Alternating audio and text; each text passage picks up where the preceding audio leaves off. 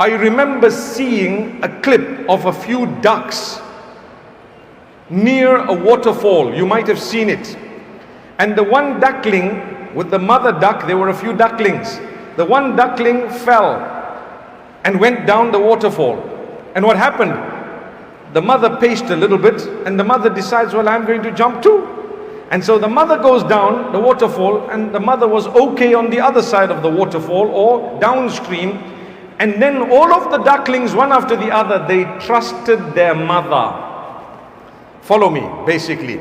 Your mother told you to jump, you jumped. Why? Because is your mother going to tell you to jump into something that's going to be disastrous? No. Well, I hope not. Some of the Trini mothers are a bit rough, you know. The fathers are even more rough. Could happen sometimes. Calm down, calm down. You should always want the best, not just for your children, but the children of everyone else too.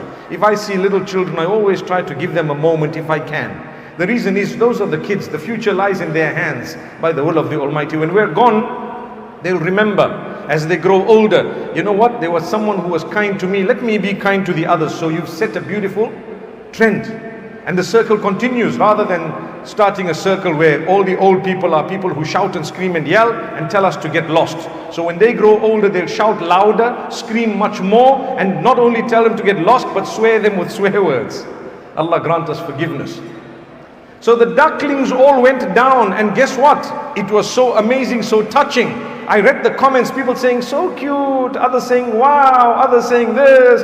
But when Allah Almighty, your Maker, told you to do something, then you doubt it. But when the duckling jumped in and you saw how the mother went and everyone else followed because the mother said follow, then everyone followed, and they were all saying how lovely it was and how beautiful it was.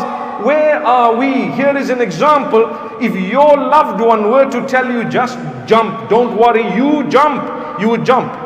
There goes. They say, oh, he's so in love that if she says jump, he would say how high. You say how high, that's not in love. No way. You still asked a question. Jump, and you jumped. You say, was that good enough? Then you're in love. You see why? You didn't ask how high. Jump as high as you can. They told you jump, you jump. But they say, oh, if he said jump or if she said jump, he would say how high. Don't be fooled, my beloved sisters and daughters. How high means he's buying time from you. That's all.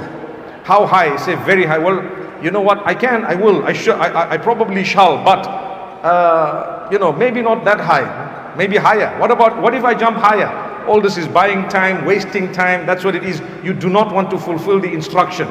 Jump, jump. That's it. Ibrahim alayhi salam was told, sacrifice your son. He said, oh my son, I've been instructed to sacrifice you, let's go. No questions asked. Because he knew where the instruction came from. The one instructing me loves me more than my mum and my dad and everyone put together. He owned me and owns me and shall own me. And he gave me temporarily to my parents and my family. That's what he did. Do you really and truly belong to your parents? The answer is temporarily, momentarily, for as long as the true Maker, who truly owns you, allows that lease to be. Where were you prior to the time you came onto this earth? You were with the Almighty. And what were your parents doing? They didn't own you, they didn't have you, they were praying for you. That's if you're lucky. Others say it was a big mistake. Imagine, I've come across people in my life of counseling where the mothers or the fathers, more so the fathers sometimes, they say, you know what? They actually tell their children, you were a big mistake. I was on contraceptives, I forgot one day and you came about. Big blunder. How can you tell that to your children? But people are doing it. We didn't want you, we were about to abort you, but then suddenly we decided against it. That child is innocent. How on earth are you expected to digest a parent telling you we were going to abort you? Well, mom, just execute me now, isn't it? Is that what you want? How can you say that? Be ashamed. Come on, man, it's okay. So what if for you it was a blunder? For the Almighty it was never a mistake. Don't say, don't ever be that type of a person who has to tell the child or the children, you were a blunder, I regret having you. Why would you say that? May Allah Almighty forgive us, and may Allah Almighty grant us steadfastness. We belong to Allah. We belong to the Maker.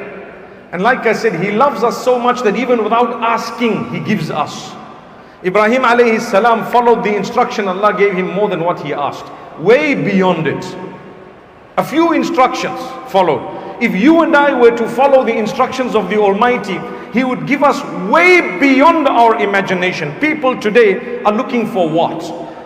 More than anything else, they're looking for contentment. You do not get contentment without a connection with your Maker. You can have power, authority, wealth, good looks, everything. The whole world can be attracted to you and by you, but your contentment lies in your connection with your Maker. Do you get up to pray? Do you cry to your Lord? Do you have a connection with the one who made you? If the answer is yes, good news, my brother, my sister. Whatever you found on earth, you're going to leave it behind. Every single thing. You're going to leave it behind. What are you going to take with you? Your good deeds. So do some good deeds before you go.